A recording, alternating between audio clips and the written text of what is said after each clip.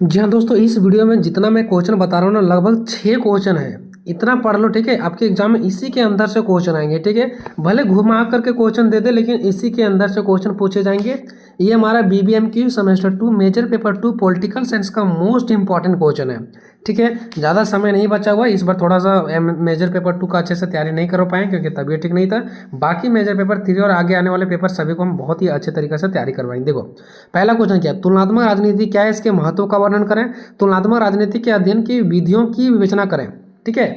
इसके बारे में अगर आप नहीं देखें तो जाकर के गूगल पर सर्च कर लें, थोड़ा सा इसके बारे में देख लें कि तुलनात्मक राजनीति क्या है, इसके महत्व, तुलनात्मक राजनीति के अध्ययन की विधियों की विवेचना करें। हालांकि मैंने जो पहला क्वेश्चन है ना, इसका आंसर को मैंने करवा दिया, ठीक है। बात करते हैं क्वेश्चन नंबर दूसरा का। तो क्वेश्चन नंबर दूसरा क्या है कि तुलनात्मक राजनीति में राजनीतिक प्रणाली दृष्टिकोण का वर्णन कीजिए और यह राजनीतिक सांस्कृतिक दृष्टिकोण से कैसे भिन्न है। अब यहाँ पर देखिए, यहाँ पर आपको अलग टाइप से भी क्वेश्चन पूछा जा सकता है। यहाँ पर 2 टॉपिक्स है, ठीक है। देखो, यहाँ पर क्या बोला गया कि एक राजनीतिक प्रणाली और यहाँ पर राजनीतिक सांस्कृतिक है, ठीक है। इसके जगह में हो सकता है दे दे संस्थागत और नव संस्थागत, या तो फिर राजनीतिक विकास दे सकता है, ठीक है। इस क्वेश्चन में 2 पॉइंट पर बात हुआ है, एक राजनीतिक प्रणाली और एक सांस्कृतिक दृष्टिकोण।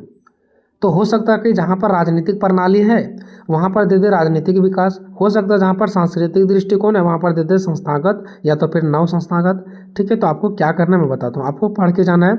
तुलनात्मक राजनीतिक में राजनीतिक प्रणाली क्या होता है, सांस्कृतिक दृष्टिकोण क्या होता है, संस्थागत क्या है, नव संस्थागत क्या है और राजनीतिक विकास क्या है। अब यहाँ पर देखेंगे कि जब वहाँ पर क्वेश्चन सेट करेगा ना, तो राजनीतिक प्रणाली रहेगा, राजनीतिक सांस्कृतिक दृष्टिकोण रहेगा, या तो फिर हो सकता है एक ही चीज़ दे दे, सिर्फ राजनीतिक प्रणाली दे दे, या हो सकता है राजनीतिक प्रणाली और राजनीतिक जो हमारा है ना सांस्कृतिक दृष्टिकोण, ये दोनों हटा दे और इसके जगह में ये दोनों बैठा दे, ऐसा हो सकता है, ठीक है। तो मतलब मैं ये आपको कहना चाह रहा हूँ कि क्वेश्चन नंबर 2 में आपको केवल 4 पॉइंट पर पढ़ के जाना है, राजनीतिक प्रणाली, सांस्कृतिक दृष्टिकोण, संस्थागत और नव संस्थागत और राजनीतिक विकास। बाकी क्वेश्चन इस प्रकार से सेट कर देगा तो घबराना नहीं है। या तो क्वेश्चन ऐसे भी दे सकता है, जैसे कि मैंने आपको 4 पॉइंट बताया, 1 ये 2 3 4। क्वेश्चन ऐसे भी दे सकता है, जैसे मान लो कि अगर राजनीतिक प्रणाली पर देना होगा तो ऐसे बोल देगा कि राजनीतिक प्रणाली क्या है, तुलनात्मक राजनीतिक में इसके महत्व का वर्णन करें। अगर मान लो कि राजनीतिक संस्कृति पर क्वेश्चन देगा, ठीक है, राजनीतिक संस्कृति पर, तो क्वेश्चन आपको कैसे सेट कर देगा कि राजनीतिक संस्कृति क्या है, तुलनात्मक राजनीतिक में इसके महत्व पर प्रकाश डालें, ठीक है। 4 पॉइंट, राजनीतिक प्रणाली, उसके बाद यहाँ पे हो गया आपका राजनीतिक संस्कृति, संस्थागत और नव संस्थागत और राजनीतिक विकास, ठीक है। ये 4 पॉइंट, 1 2 3 और 4, ठीक है। चलो क्वेश्चन नंबर तीसरा देखिए दोस्तों, किस प्रकार से आ सकता है, लोकतंत्र के विभिन्न मॉडलों की व्याख्या करें, भारत और अमेरिका के लोकतंत्र मॉडल की व्याख्या करें। एक ये आप लोग पढ़ लो। चौथा क्वेश्चन क्या है कि राजनीतिक शासन क्या है, इसके विभिन्न प्रकारों या तो फिर टाइपोलॉजी का वर्णन करें। ऐसे भी दे सकता है, प्रकार भी दे सकता है, या तो टाइपोलॉजी, मतलब वही बात हो गई, ठीक है।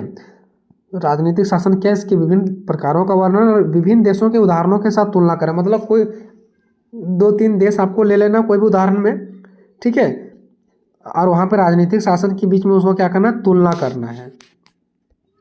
भारत और अमेरिका में चुनावी प्रणालियों पर एक संक्षिप्त टिप्पणी लिखें और इसकी तुलना करें।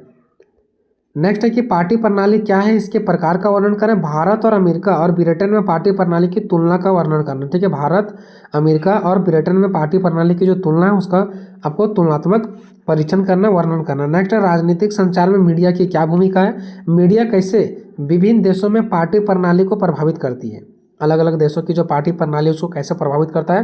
वेरी सिंपल आंसर होगा दोस्तों, इस बार तो मैं नहीं करवा पाया, ठीक है। और इसमें से कुछ क्वेश्चन का आंसर मैंने करवाया है, ठीक है। तो आप जाकर के यूट्यूब पे सर्च कर लो, आपको यूट्यूब पर मिल जाएगा। और इस बार थोड़ा सा अच्छे से लिख के आइए, पेज को खाली नहीं छोड़ना है, ठीक है। मिलेंगे नेक्स्ट वीडियो में, तब तक जय हिंद जय भारत।